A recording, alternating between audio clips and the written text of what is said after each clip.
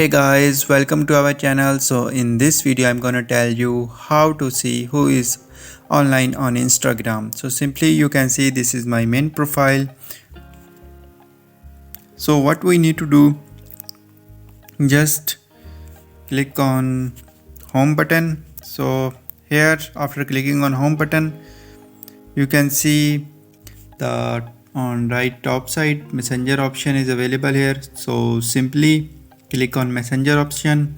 So here you can find all the chat list.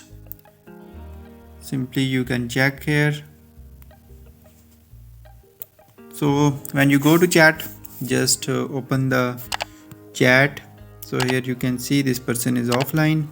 So when someone is online, here you can see the on profile picture a green button.